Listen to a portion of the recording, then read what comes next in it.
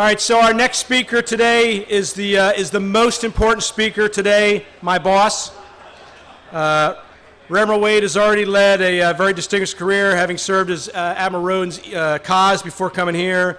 Also had command of Desron 28, Preble, Firebolt, as well as a provisional reconstruction team in Afghanistan.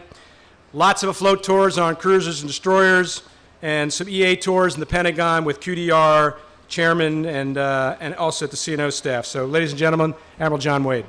All right. Good to go? Thanks, Chris. Can everyone hear me all right? All right. Well, as I scan the audience here, I see a number of familiar faces, former teammates, a number of SNA folks that I've known throughout the years. Thank you to the SNA team, one, for inviting me here to speak, but also for what you do to bring us together, not only active but retired industry, to kind of share our profession, but also to carry it forward. So I'm going to speak today, give you a little story and anecdote, kind of where we are in today's world, and then I want to give you an update on where we are with SMIDC, not only kind of the activity, but some of the return on investment, and then open the floor, answer some questions, have a dialogue, whatever we want to do. Sound good? Okay. So I'm third generation Navy. My grandfather served as an enlisted submariner at the tail end of World War I. My father was a SWO, ROTC, served afloat, ashore, mainly during the Cold War. His claim to fame was he participated in the blockade of Cuba during the Cuban Missile Crisis. And then I entered the Naval Academy in 1986 and then graduated in 1990. As I step back and I look at the world and how things changed from my grandfather when he served in the Navy and tail end of World War I to when I got into the Academy and earned my commission, it's incredible when you look at the technological change, which then drove tactical development, and then the training to support those tactics. And I'd just like to highlight a few of those. So if you think about my grandfather serving on this submarine, hot. I heard stories when I was a little boy of how hot it was. But then the lessons learned out of World War I with the convoys, then applied with new technologies to carry our submarines forward in World War II, which took the fight in the waters of the Japanese to break down their logistics chain, okay, and their sea lines of communication. And then after the war, the technological advancements that led to nuclear power. And by the time I got to the Naval Academy in 1986, we had the LA submarine and the Ohio-class SSBNs. Huge change. Talk about aviation. Okay, World War I, we saw the use of aviation applied on the land domain and minuscule in the maritime domain, mainly for scouting. But then, after the post-war, huge investment in experimentation and innovation, which led to the aircraft carrier, which became the revolution of military affairs that led to our successes in World War II. And then post-World War II, the shift to the jet, and then our ability to project sea power and power projection simultaneously into the Cold War as I entered in 1986. And then in the surface community, as we were in World War I, the capital ship was the dreadnought and the battleship, but that changed. It then became the aircraft carrier, which then drove developments, both tactical and technical, for cruisers, destroyers to protect the carrier. But then we had the ability to reach out further and further in the maritime domain and on land with the advancement of missile systems, okay? And so as 1986 comes into play, huge advances technologically, tactically to where we were in the Cold War. So here I am in high school, getting ready to go to the Naval Academy. Reagan is the president, 600-ship Navy, the maritime strategy. I get to the Naval Academy with Admiral John Mustin, my classmate, and no kidding, day one, your 5 first responses. Yes, sir, no, sir, aye, sir, I'll find out, sir, no excuse, sir. Learned that very quickly. Then I learned about beat Army, And the next thing I learned is the Soviet Union is our enemy. I go out for my first cruise, LSD-42, USS Germantown, right out of here, San Diego. We head out the sea buoy, and we headed west. And the midshipman cruises were a little bit different back then. This was an 8-week cruise. It was a start of deployment. Well, we went underway, not transmitting communications, no radars, complete EMW environment. Why? So that the AGI off the coast couldn't tell that we were leaving and track us when we were starting to head west. We were in an EMW environment for the entire transit across the Pacific. Okay, we got past Guam, and then we started getting sniffs, and then I saw the Soviets for the first time. I saw a bear who overflew us, and they did a very nice flyby for us, and I saw the pilot, and I saw the red star. The Cold War was right in front of my very eyes. As I got back from that midshipman cruise, I got to the academy again, and things started to change. Perestroika, for those of you who are a little bit younger, you may not know what that means, but it was an opening of communications and relations between the United States and the Soviet Union. Reagan and Gorbachev having a number of summits. Then all of a sudden the Berlin Wall fell. So there's all this activity going on. Meanwhile, I graduate, I'm at SWAS, and then all of a sudden the Iraqis invade Kuwait. The start of what became Desert Shield and Desert Storm. The first thing I thought about when I was in Newport is, were the Soviets behind this? And then watching the news, didn't see anything about the Soviets. And then we started building up our land forces ashore, bringing in the aircraft carriers to do what we were going to do, and the diplomacy that was going on to try to prevent a fight, waiting to see if the Soviets were going to react. They never did. So then I get to my first ship, Arthur W. Radford, an old Spruance-class destroyer. And we transit across the Atlantic at high speed with the Ike Strike Group. And I'm a brand new ensign, and I'm scared as you know what. So we enter into the Gulf, and we do what we needed to do, and all the time I keep thinking, where's the Soviets? So then we finish, and we come out of the Arabian Gulf, and we transit up through the Red Sea, and I had the 2 to 7 watch as we were coming into the Gulf of Suez before we were going to do our northbound transit through the Suez Canal to head home. And I'll never forget this. I'm on the radar, and all of a sudden there are hundreds of dots on the radar scope. More than you can put a grease pencil down and do the plotting. We called the captain. The captain comes up on the bridge.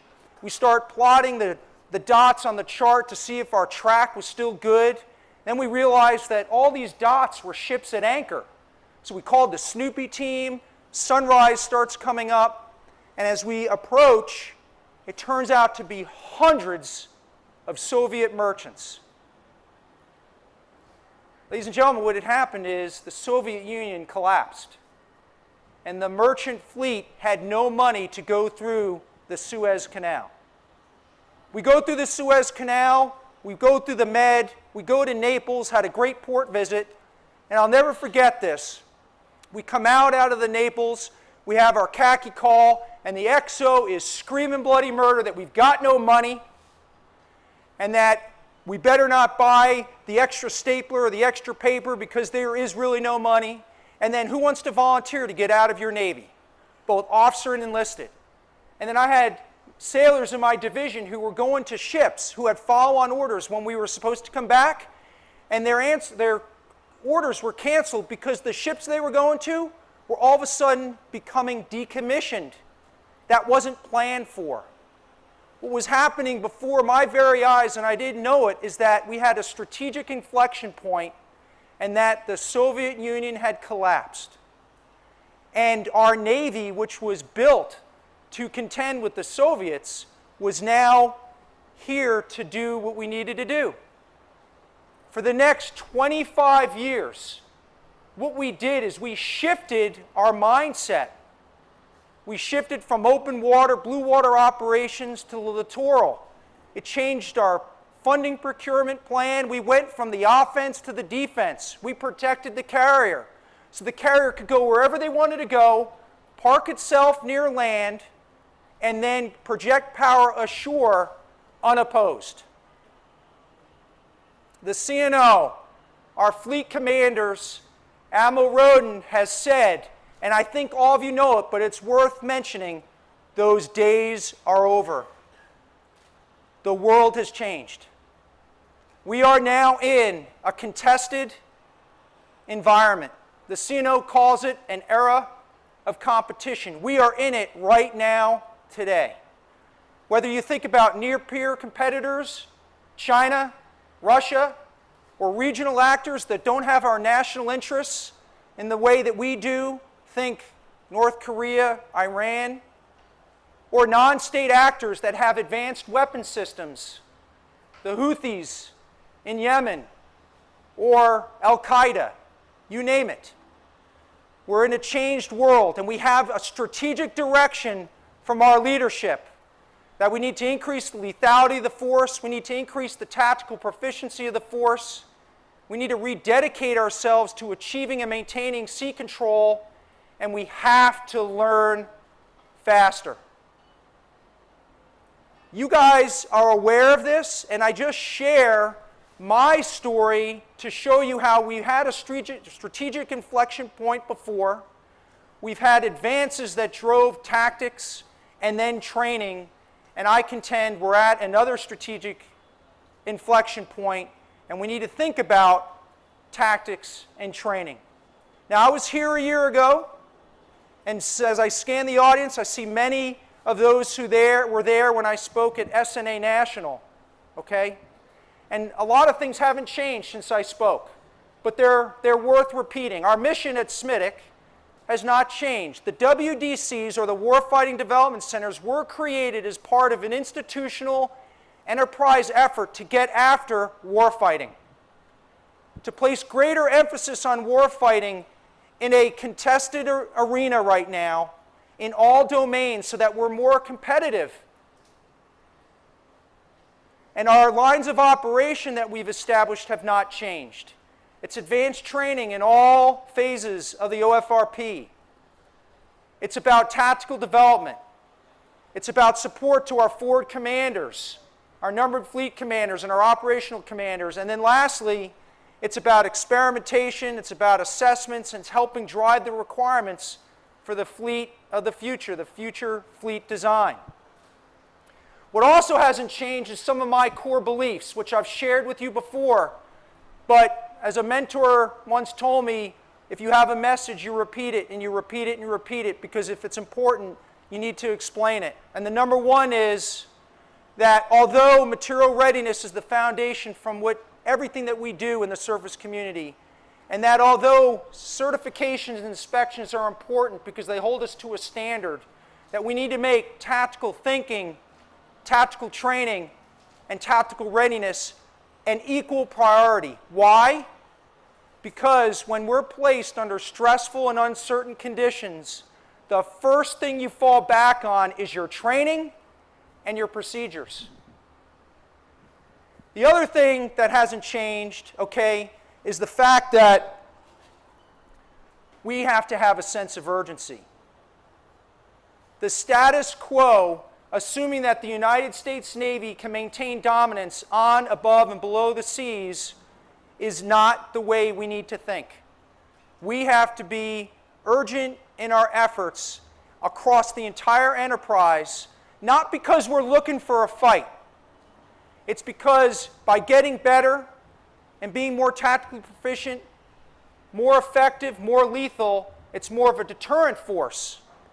So our potential enemies may think twice before taking action, and it will allow diplomatic, political solutions to our challenges across the globe.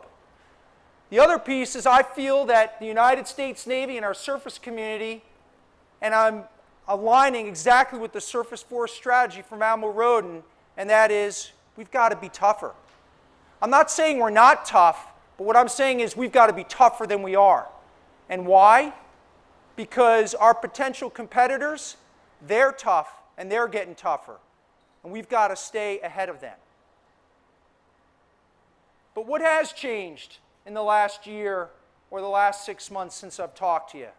There's a couple of things that I'll highlight, and then I'll go into some other specifics. But for SMWDC and what we do, we've increased our capacity. Now in January, I highlighted that we had achieved initial operational capability. That means that we were able to do the minimum in those 4 lines of operation that I just described to you: training, tactical development, support for commanders, and then the experimentation, assessments, and the requirements piece. But in the last year, 6 months, whenever the last time you heard me, we have increased our capacity both in bodies and our experts, whether they're the WTIs or our subject matter experts or our support personnel that are helping us do what we need to do to move the football down the field. Now I'm going to come back to capacity because we don't have as much capacity as we need, but we are in a better place. The other thing is we have not been perfect. We have not. We've made mistakes, but you know, we can't wait to get to the 100% solution to create SMWDC and then say, okay, we're here, and wait till 18, 19, or 20. We've got to build the airplane while we're flying it, so to speak, as a metaphor. So we are also a learning organization, and as we engage with the waterfront, as we do our training, as we do our tactical development, we are learning and applying those lessons and the strategic guidance from the CNO to learn faster so that we can be more effective and support all of you. Third, we have much better alignment than when we were 6 months ago. And what do I mean by alignment? I mean that SMWDC is singularly focused on warfighting and making sure that we're better prepared to fight and win. Okay, things aren't perfect on the waterfront, and there are challenges in the real world. But because we are the single organization, when we have a strike group that all of a sudden has an interaction with an Oscar in the Mediterranean, we do an assessment on what went well and what didn't go well, and we have alignment with the training infrastructure to feed that back for the schoolhouse, for the basic phase, and also for the integrated phase so that we can get at the higher end threats that are looming over the horizon.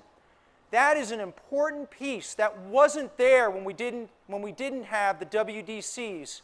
So alignment is getting stronger. Our signature program, our warfare tactics instructors, that program is getting better. I briefed at SNA on how we had about 130 some odd graduates. We are now in the 160 realm.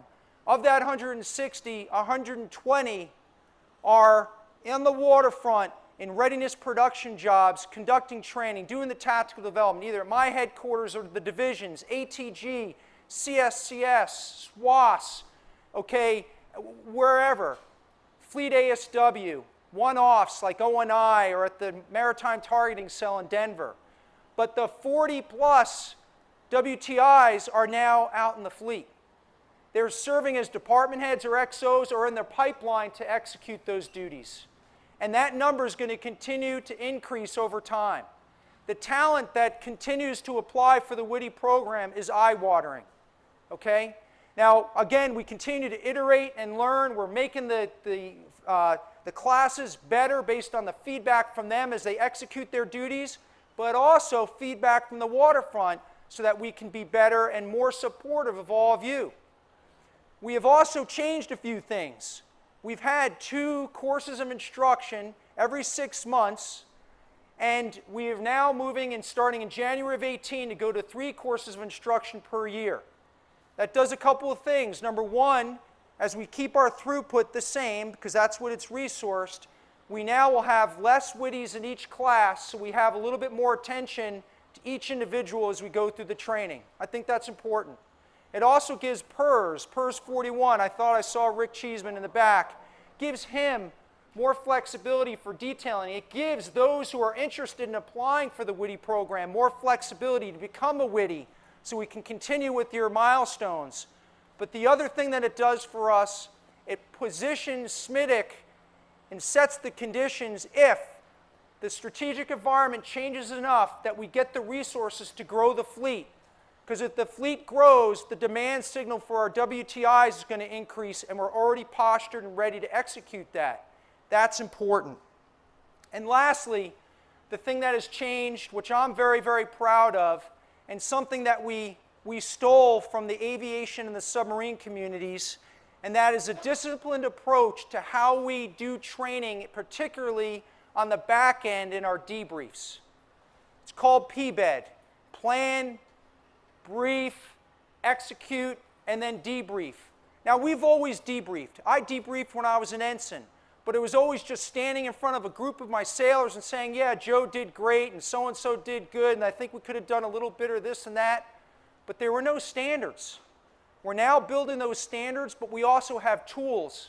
Working with Captain Murray from NSWC Corona, we now have tools that we provide on the ships during our signature exercise, SWAT, to do the real ground truth data compared to what you thought you had and play it back. And we can stop the problem and ask the young petty officer who is standing at a particular watch station, or a young JO or the TAO, and say, what were you thinking? Why did you apply this tactic? Look at the result of your actions. Okay, let's reel this back. What if you had done something differently? And then allow us to really, really learn. That's how you get better. And we're applying PBED across the continuum. ATG is now applying it, CSCS, and also in the integrated phase. It's becoming part of our culture, our DNA. And that is really, really important. I'll give you a real-world example, okay, which is really, really meaningful. USS Mason, operating the Red Sea in October 2016. I know many of you are aware of this, but she was attacked a number of times while she was performing escort duties to a number of ships. At the very beginning, she had some challenges where the integration between Aegis and the gun system is critical because it gives you greater depth and more weapon systems against a target. The first day, things didn't go as expected, but the STO got everyone together and they said, okay, what went well, what didn't go well, what did you do, what did you do, okay. And then they started running sets and reps with dynamic test targets, okay, based on what they learned while they did Missile-X and this PBED process. And on the second day, the second attacks, and the third day and the third attacks, they were able to integrate those two weapon systems. That's learning. That's applying lessons and feedback and being self-critical. And you know what? What they did was important and meaningful, and it could have saved lives. And that's what I'm trying to talk about changing the culture with PBED. Real quick, so I can spend some time here for questions. On the advanced training side, when I left you at SNA, we had just completed our first SWAT for the Nimitz Strike Group, and we were in progress of executing our pilot SWAT for the America ARC. And I told you that the real truth and how well we performed would be, okay, well, how do they do at Comp 2X?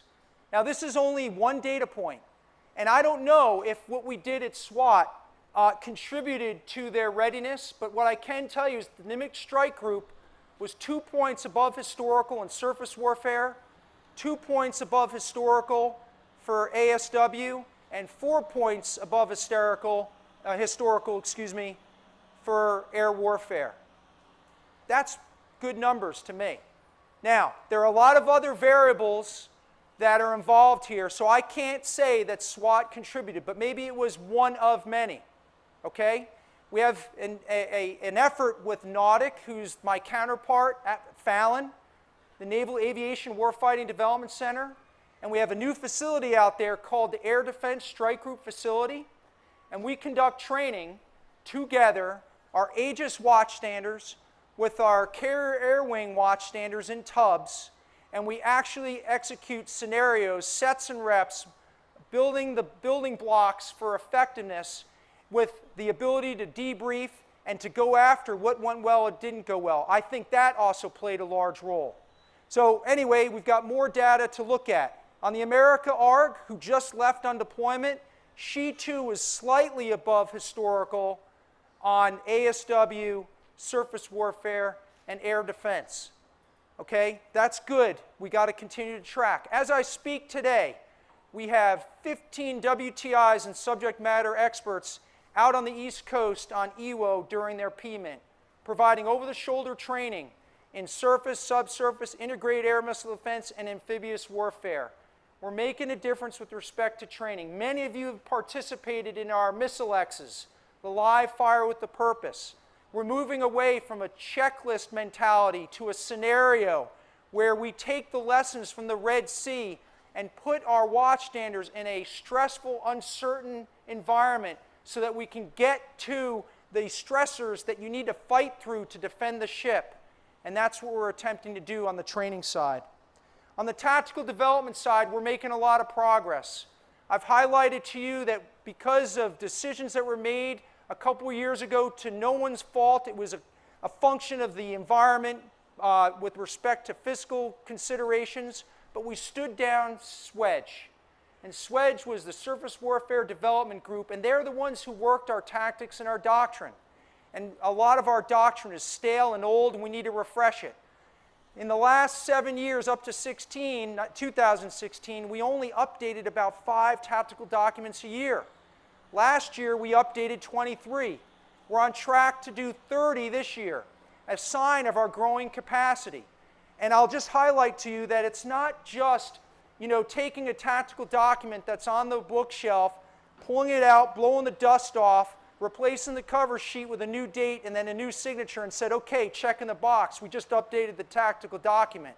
I'm talking about assigning a WTI for a year-long effort, and they break it down to parade rest. As an example, okay, our surface gunnery tactical document was last updated in 2006. 700 pages. I know I'm wearing this, but it's not too long ago that I was on the waterfront. Okay, even if before all the burdens that we have on the waterfront, there is no way I would have ever read this tactical document. How many of you JOs would ever read a 700-page document? Yep, no hands. Well, we broke it down to parade rest. Turns out 400 of those pages was technical data. And we refreshed that with current data, with the mods and the configuration changes. We pulled it out and we made it a reference tech manual, and that is now in our library, but that's separate. We pulled NSFS out, and we're working with the Marine Corps right now to streamline our tactical document to get that right. And then we took the core surface and air warfare tactics, molded it down, put pictures, validated checklists, and we've taken this document now to about 135 pages. More readable, understandable, executable, and memorable. Just one example, but it's the effort that we're putting in to make it easier for you to fight your ship, and that's important. On the operational support side, I want to leave time for questions, so I'll just let you know that it's growing. It's growing. Now, we already provide this support for mine warfare and for integrated air and missile defense, and that's because when SMIDC was created, NAMC, or the Navy Air and Missile Defense Command, became my integrated air defense division. So we already had capacity. And when NMOC was disestablished and the mine warfare portfolio came to me, the NMOC portion came to me so that we do support, and we're actually performing exercises. As an example, 2 weeks ago we were in the Baltic for BALTOPS, and we had a command cell led by an 06 who had 5 C2s and 25 ship MCMs, aviation assets, EOD, and special forces. Okay, that's real-world exercising. We're supporting 5th Fleet. We're about to go to Korea for an exercise, and there's real-world stuff that we're monitoring as well. So a lot going on. And then in the last line of effort, which is the assessments, experimentation, and our support to requirements generation, this is where we're growing in capacity, but not as fast, because this is really the long term, and my focus is on the near-term readiness in case we have to fight tonight. But nonetheless, we are supporting what's called the WIP process, Warfare Integrated process, where we take all the fleet inputs, consolidate them, push them up to the TICOM, the Fleet Force, to understand where our gaps are, so that it can drive resource decisions. We just recently conducted an assessment in 7th Fleet where we compared ship MCM versus aviation MCM and expeditionary MCM to understand what does well, what doesn't, with data, what then will inform resource decisions as we think about the future fleet design. We just conducted a SWAT event with TR, and we experimented with Sea Hunter. Sea Hunter is the unmanned surface vessel that has the ability to move out and to collect information, serve as a sensor, and maybe serve as an offensive platform. And we used that and tested some rudimentary, to be honest, but nonetheless, tactics on how you would integrate unmanned afloat sensors and platforms with our surface ships. We're also doing that with aviation, and we're also testing that with undersea. So in all 4 of our lines of operation, we're moving out. Now, I told you I was going to come back to capacity, and I just want to keep it real, because I don't want to just stand up here and give you a rah-rah speech and tell you that everything is great. And that my biggest concern and what keeps me up at night is capacity. Because we have taken so much risk in the surface community with respect to tactics and with respect to training, the demand signal is unsatiable.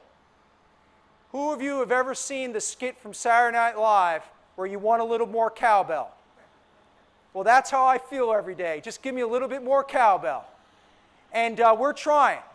And I will tell you that the men and women who serve with me, my teammates at SMIDC, we're working as hard as we can each and every day to make sure that we're prepared and ready. But my biggest concern is that the capacity we need and the urgency that we need is outstripped by the need right now. So I want to get there as fast as I can, but I also have to be able to say no and to prioritize, because we got to get it right. Because if we try to do everything at once, and then all of a sudden we'll end up being in a checklist mentality, and it's just, ricochet rabbit instead of adding value to what we need to do. So it's a gradual approach. But the good news is that we're doing more than we did before. And we're at a higher glide slope than where we were 6 months ago and where we were a year ago. So there's progress. But we still have more work to do. Now, that's not to say that Admiral Roden and the Enterprise isn't supporting us. They are. Again, I just had a hail and farewell. I said goodbye to 2 awesome teammates, but I welcomed 8. And the hail and farewell before that, I said goodbye to 4, and I welcomed 12. We're a growing organization.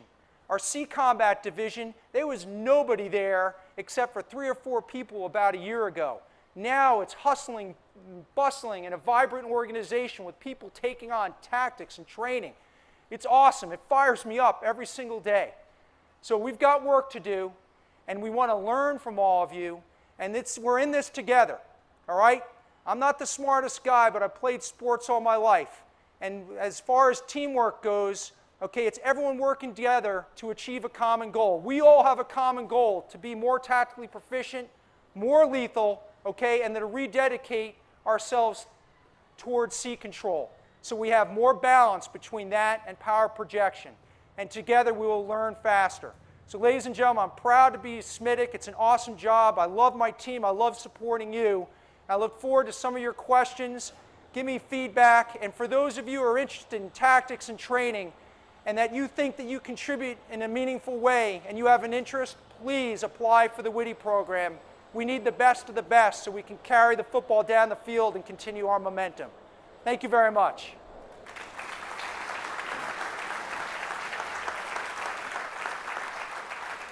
We're here till 1, or 1400, right? 10, okay. All right, any questions, comments, or concerns? This is always the Bueller moment. We got a question. Yes, sir, Admiral. We have a microphone coming.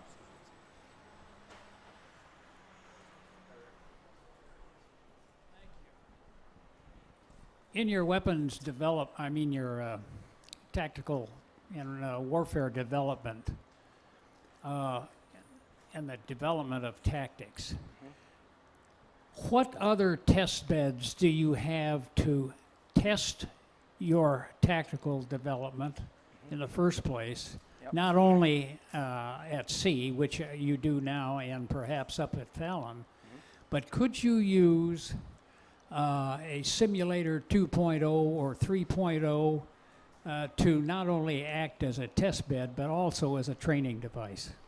Admiral, thank you very much for that question. And it's a balance between real world and simulation. And on the real world, okay, there's finite dollars in a resource-constrained environment. However, working with Admiral Roden, who many of you know is a very aggressive person, we're finding money in little nicks and corners, but we're also using the joint arena to leverage exercises that are already being built to try to advance tactical development. There's two specific areas that I am really, really focused on right now, and using the joint environment and resources that are in the joint environment, and that is our counter-UAS efforts.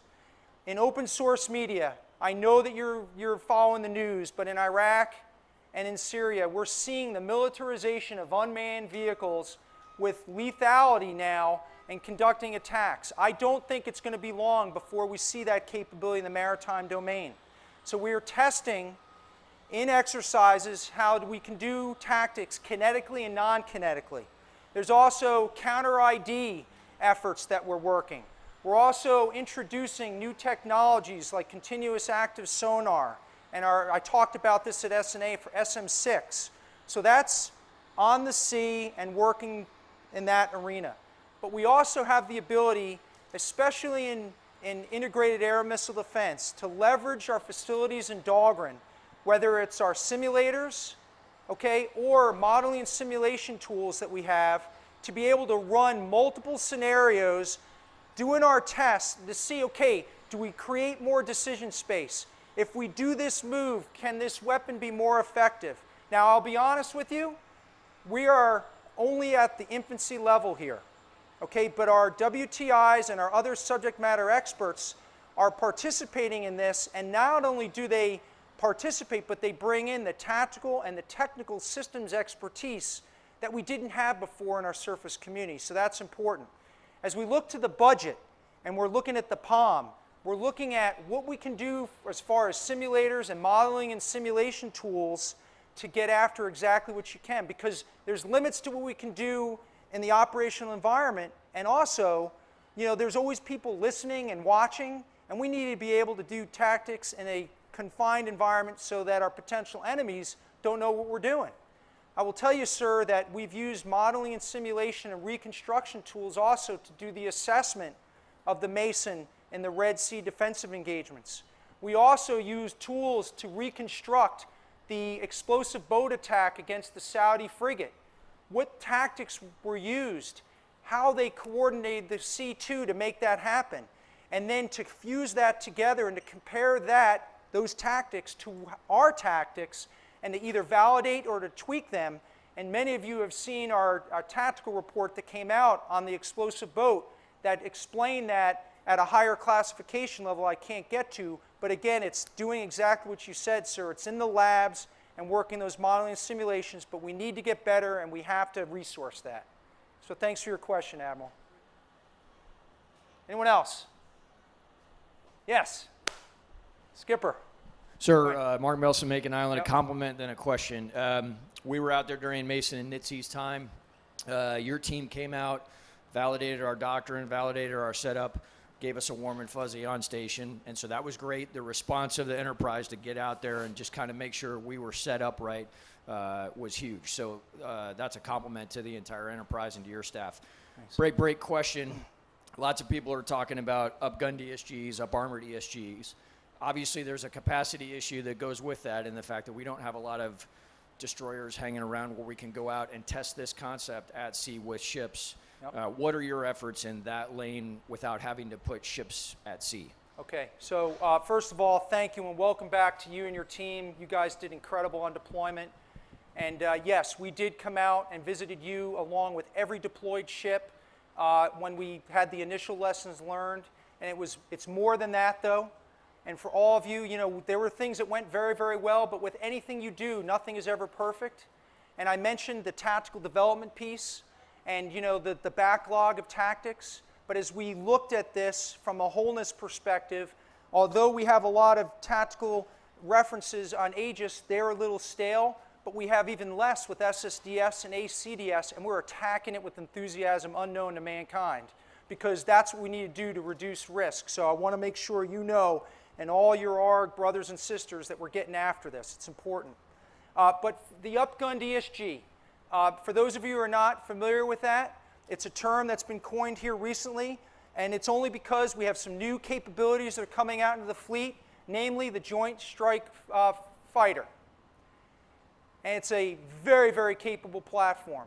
And if you now introduce a new capability, what then does it mean for how we operate an ARG? Is it different? And if it is then different, is it then more of a target for a potential enemy?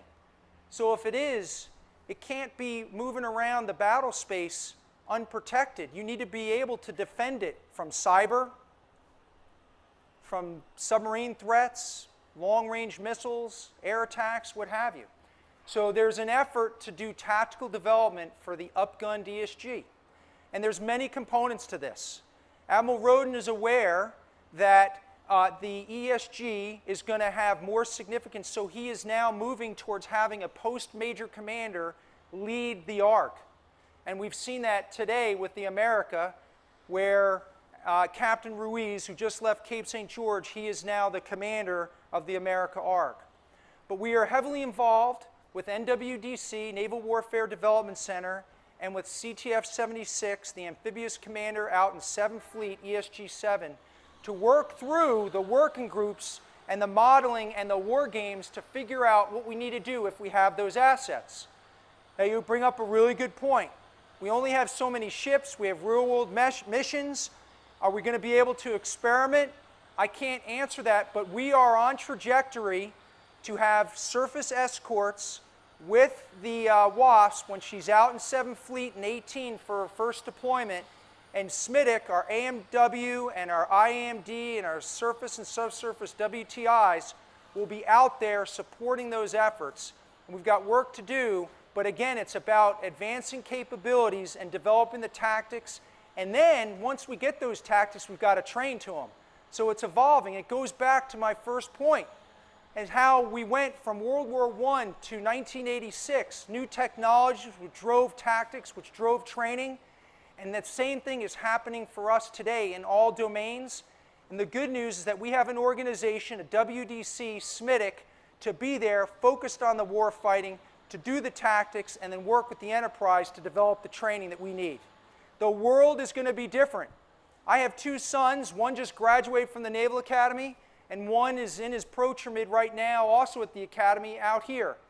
And it's funny because as I thought about this speech, I wonder what the world will look like for him, for both of them, 5 years, 10 years, 20 years from now. I got to my first ship. There were no computers.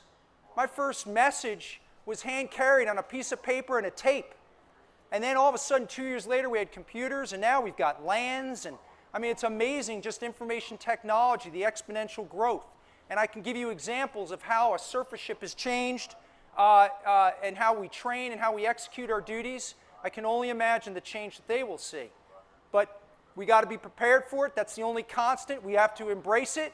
Let's use this change to our advantage, and that's what I'm excited to do.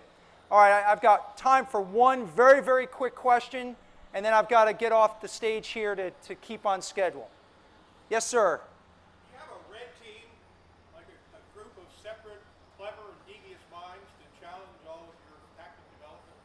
Sir, that's a great point, and as a matter of fact, we do. So as an example, have you ever heard of Naval Integrated Fires, counter-air, this new technology and tactics that we're using to expand our battle space against incoming missiles? Well, we work with NAUTIC, which is our counterpart, Naval Aviation Warfighting Development Center. We have a facility, Admiral, that gets to your point, where we run these simulations and we run these scenarios and we collect data.